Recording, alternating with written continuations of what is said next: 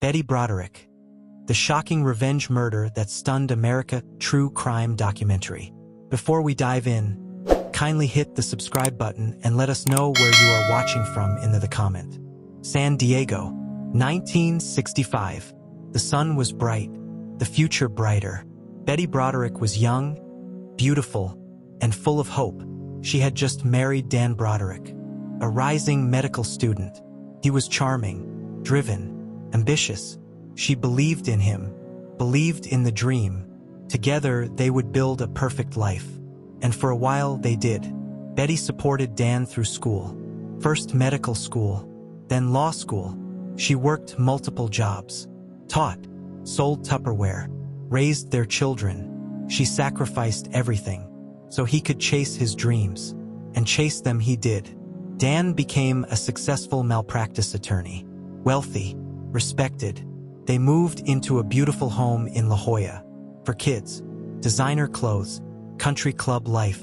To the outside world, they were the American dream. But inside, cracks began to form. Dan changed. He became distant, cold. Late nights at the office, secret phone calls. Betty asked questions. He gave excuses. She felt invisible, unwanted, until one day, she found out there was another woman. Her name was Linda Kolkina, a much younger, blonde receptionist at Dan's office. The affair shattered Betty, not just emotionally, psychologically. Her world was built on sacrifice, and now it was being stolen. Dan filed for divorce in 1985. It was brutal. He used his legal power to take everything. The house, the kids, the money. He painted Betty as unstable, unfit. She fought back, with rage, with desperation. She left voicemails. She vandalized his home. She drove her car into his front door. Everyone saw the headlines, but no one saw her pain. The courtroom battles went on for years. Custody fights, financial wars, restraining orders, all while Dan and Linda got closer. Eventually, they got married. Betty was pushed further out, forgotten, replaced. Her identity as wife and mother, gone. And with it, her sanity began to unravel. Friends said Betty was obsessed, consumed by revenge, by betrayal. But was she, or was she a woman pushed too far, ignored, gaslit, destroyed by a man she gave her entire life to? This wasn't just a divorce. It was a war, and Betty believed she had nothing left to lose. Nothing except her rage. Betty Broderick was unraveling. Slowly, publicly, painfully. By 1986, the divorce was finalized. Dan had won. He had the house. He had the kids. He had control. Betty had rage. And the walls of her mind were starting to crack. Started small. Phone calls, dozens a day. Voicemails, full of screams, curses, begging, threats. Dan kept every message. Each one another brick in his legal case. Betty didn't stop. She felt cheated, betrayed. She had given her youth, her body, her mind to build Dan's world. And now he lived in it without her. With someone younger. With someone who hadn't earned it. Linda Kolkina was blonde, 20s, and confident. She had been Dan's assistant. Now she was his fiancée. Betty called her names, left threatening messages, destroyed gifts Linda sent to the children. Once, Betty sent a birthday card to her daughter. Inside, a photo of Linda with her face cut out. Another time, she broke into Dan's home and smeared cake on his bed. Betty's rage was creative and dangerous. Dan documented everything. For court, for protection. But Betty didn't care. She felt invisible. And the more invisible she felt, the louder she became. Friends urged her to move on, find peace, start over. But she couldn't. She called the court system corrupt, the lawyers corrupt, the judge biased. She said Dan owned everything, controlled everyone. She claimed the legal system was built for men like him. And maybe she wasn't wrong. But Betty didn't just want fairness. She wanted revenge. And she was about to take it to the next level. By 1988, Dan and Linda were living together in La Jolla. Betty still had no custody of the children. She received monthly support but said it wasn't enough. She spent her days alone in a small house in La Mesa, stewing, remembering, and recording everything. Journals, notes, audio tapes, each filled with anger, each more bitter than the last. She bought a gun, a Smith & Wesson .38 caliber revolver. She said it was for protection, but she carried it with her, everywhere, even to Dan's house, even while dropping off the kids. Dan filed restraining orders. She broke them. Fines, jail time, none of it stopped her. In fact, it seemed to push her further. In April 1989, Dan and Linda got married. The ceremony was small, elegant, private. Betty wasn't invited, but she sent a card. It read, "Eat, drink, and be merry, for tomorrow you may die." Dan reported it to police. They called it a bad joke. Betty called it a warning. Months passed, but Betty's bitterness did not. She left voicemails for Linda. "She stole my life," Betty said. "She will pay." She felt abandoned by her children. Only one daughter, Kim, stayed close. The others drifted. Betty blamed Dan, blamed Linda, blamed the world, and that blame became her religion. On November 4th, 1989, Betty snapped. Early morning, 5:30 a.m., she took the keys to her daughter's car, drove to Dan and Linda's home. She used a key she had stolen from her daughter. She entered the house quietly, climbed the stairs, entered the master bedroom, and then she fired 5 shots. 2 hit Linda, 1 hit Dan. Both died instantly. The silence afterward was deafening. Betty stood over their bodies, then called her daughter. "I did it," she said. "They're dead." Police arrived within minutes. She didn't resist, didn't cry, didn't speak much at all. Just sat, quiet, empty, like something had left her. The arrest shocked the nation. The woman once known as a PDA mom, now a cold-blooded killer? Media called her "Hell Hath No Fury." Some labeled her a feminist icon. Others a monster. The country was divided. Was she a victim or a murderer? Was it justice or jealousy? The trial would decide. But in that moment, Betty didn't care. She had done what she set out to do. She ended the chapter, her way. And for her, that was enough. For more chilling true crime stories, don't forget to like, comment, and subscribe to the channel. The courtroom was packed. Journalists, reporters, curious spectators. Everyone wanted to see the woman behind the headlines. Betty Broderick, wife, mother, murderer. This wasn't just a trial. It was a media storm, and it was only just beginning. The first trial began in 1990. Betty was charged with 2 counts of first-degree murder. Prosecutors called it premeditated, cold, calculated. She brought the gun. She used a stolen key. She fired 5 shots. Open and shut, they said. But Betty had a different story. Her defense team painted her as a battered woman. Not physically, but emotionally, psychologically. She had been gaslit, abandoned, humiliated. She was pushed to the edge, they said, then shoved over it. It wasn't murder. It was manslaughter, a crime of passion, of desperation, of heartbreak. The jury listened to recordings, to testimonies. They heard Betty's voicemails, the threats, the rage. They saw the photos of Dan and Linda, their lifeless bodies, the blood, the silence. But they also heard about the years leading up to that day, the divorce war, the power imbalance, the emotional toll, and many jurors struggled with guilt, with empathy, with judgment. Betty took the stand. She spoke calmly, directly. She told her story about sacrifice, betrayal, injustice, about losing her children, her identity, her sanity. She described the night of the murders, said she didn't plan it, said she just wanted to be heard. But when Dan shouted at her, she lost control. The gun went off, more than once. She said it all happened so fast. But prosecutors disagreed. They pointed to the stolen key, the gun, the voicemail threats, The card she sent on Dan's wedding day. Eat, drink, and be merry, for tomorrow you may die. They called it clear intent. They said Betty wasn't broken. She was enraged, and she planned to kill. The jury deliberated for days, but they couldn't agree. Mistrial. The judge declared it. No verdict. Betty went back to jail. The media went wild. And the public? They were split.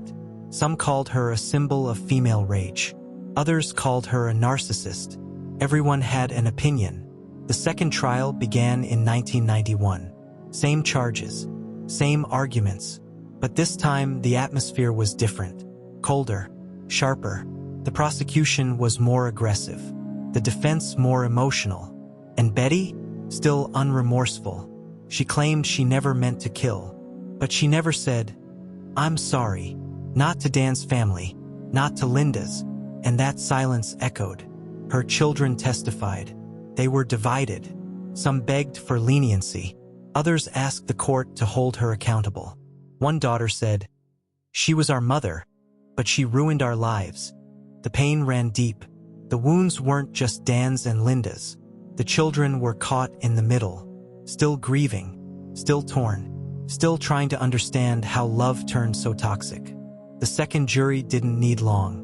They found Betty guilty. 2 counts of second-degree murder. Not first-degree, but murder nonetheless.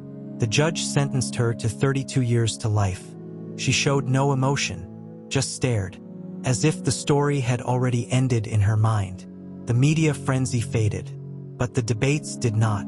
Talk shows, documentaries, books, everyone had something to say about love, power, divorce, revenge.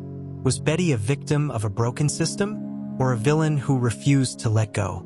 The line between sympathy and accountability blurred, and society still hasn't made up its mind. But one thing was clear: the Betty Broderick case wasn't just about murder. It was about pressure, expectation, identity, and what happens when all of it is stripped away. Betty became a symbol, a female rage, of the dark side of divorce, of what can happen when someone's entire life is dismantled, piece by piece, until the only thing left is fury and a gun. The story didn't end in court. It still lives on, in every debate about justice, in every conversation about emotional abuse, in every retelling of a woman scorned. Because Betty Broderick wasn't just one woman. She became a mirror, and what people saw in that mirror was different for everyone. Betty Broderick wasn't done. Not by a long shot. After the courtroom doors closed, another story began. This time behind prison walls. And just like before, Betty wouldn't go quietly. Her new home? The California Institution for Women in Chino. A far cry from La Jolla. Concrete walls, barbed wire, orange jumpsuits. She was inmate #W42477. But inside her mind, she was still Mrs. Broderick. Still the betrayed wife.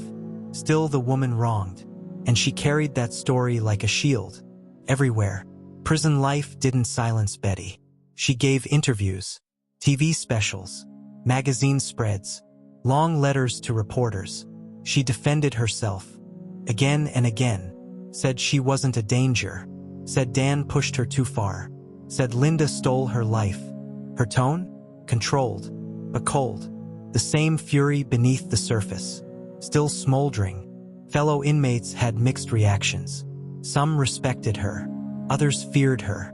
She wasn't violent, but her story was, and it followed her into every cell block. She spoke about her case like it had just happened, as if it were still happening.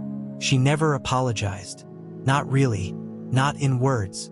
Only in justifications. She became a prison icon. Notorious. Polarizing. A name whispered during mail call. A face recognized from tabloids passed around the rec yard. She didn't hide. She embraced the infamy. Wrote hundreds of letters over the years. To supporters. To journalists. To strangers. All saying the same thing. I didn't have a choice. Parole hearings began in the 2000s. Each time Betty stood her ground. Each time she refused to express remorse. And each time she was denied. Board members called her narcissistic, lacking insight, unable to admit guilt. One commissioner said, "You justify your crime. That's not insight, that's blame." Still, Betty didn't budge. She called the system rigged, said society had punished her for being emotional, for being loud, for not smiling and staying quiet. She claimed to speak for women everywhere who were silenced. But critics said she twisted the truth. They said her rage became a weapon, and that her refusal to take responsibility was the very thing keeping her in prison. Her children visited occasionally, but not all. 2 supported her release. The others didn't. The wounds from that November morning still too deep. Trust still fractured. They saw her not just as a mother, but as a woman who destroyed their family. With 5 bullets, documentaries revisited her case. News shows aired anniversary specials. Each time, Betty re-entered the spotlight, and every time opinions shifted. Some saw her as a tragic figure, others as a manipulator, but she was always unforgettable, because her story didn't feel like fiction. It felt like something that could happen anywhere, to anyone. She watched the world change from her prison cell. New laws, new movements, the rise of true crime culture, Netflix specials, podcasts, hashtags. But one thing didn't change: her version of the truth. It remained frozen in time. The same script, the same justifications. In 2017, her parole was denied again. The board said she lacked remorse. Again, they said she showed no empathy, no insight into the trauma she caused, not just to Dan and Linda, but to their families, to her own children, to a public still haunted by her story. Betty told the board, "If I were released, I'd live quietly. I have no reason to hurt anyone." But that wasn't enough. Words weren't enough, and silence didn't equal healing. The board concluded, she is still a threat, not to society perhaps, but to the truth. She remains incarcerated. Decades later, older, grayer, but still Betty, still defending herself, still blaming others, still rewriting history in her own mind, and perhaps still waiting for someone to believe her version, for someone to say, "You were right." But history isn't kind to half-truths, and justice isn't built on rage.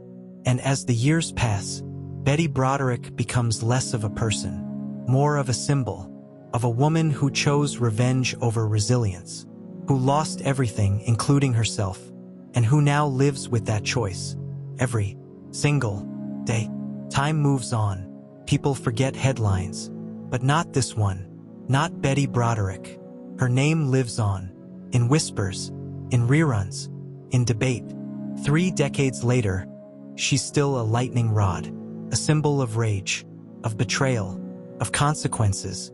Her case isn't just remembered, it's dissected, taught in criminology classes, featured in documentaries, podcasts, courtroom retrospectives.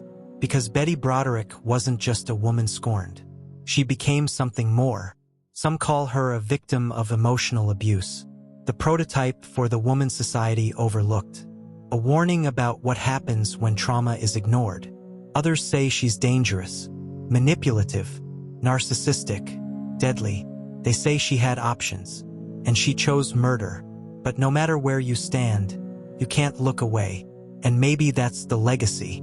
In today's world of binge-worthy true crime, the Broderick case still stands out. Not just because of what happened, but because of who it happened to. Upper middle class, suburban, educated, people who looked like the audience watching at home. It was personal, familiar, uncomfortable. TV shows dramatized her life. Actors played her rage. Viewers took sides, and still do. Reddit threads, YouTube breakdowns, fan theories. Was she pushed too far? Or was she always capable of violence? There's a fascination with her, a dark curiosity, because Betty wasn't the stereotype. She wasn't poor, or uneducated, or addicted. She was one of us. And maybe that's what unsettled people the most. That someone who once baked cookies for PTA meetings could also pull a trigger 5 times. Her story outlived her freedom, outlived the trial, outlived Dan and Linda. It sparked conversations about mental health, gender roles, the court system, and revenge. It forced people to ask, what does justice look like? When does pain become dangerous? When does anger turn criminal?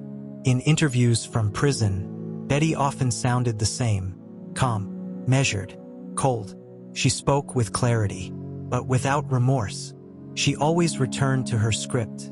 I gave him everything. I was erased. I just wanted to be heard.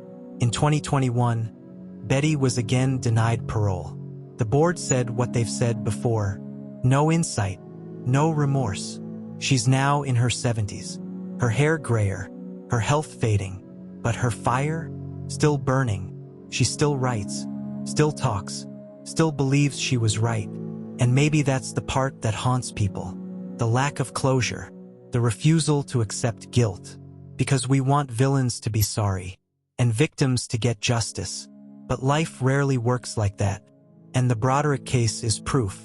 Today, her name sits in the halls of true crime history, next to names like Lorena Bobbitt, Pamela Smart, Aline Wuornos, infamous women who shattered expectations, who made headlines not just for what they did, but for how they made us feel, uncomfortable, intrigued, divided.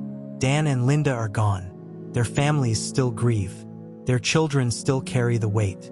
But the world keeps turning, and Betty remains, in her cell, alone with her memories, her rage, her legacy. We tell stories like hers not to glorify, but to understand, to see what lies beneath the surface of perfection, to confront the question we never want to ask. What would it take to become her? Would it be love, betrayal, loss, or something darker? And that's why we watch. That's why we click. That's why we remember. Because deep down we know the scariest monsters are the ones who look just like us. For more chilling true crime stories, don't forget to like, comment, and subscribe to the channel.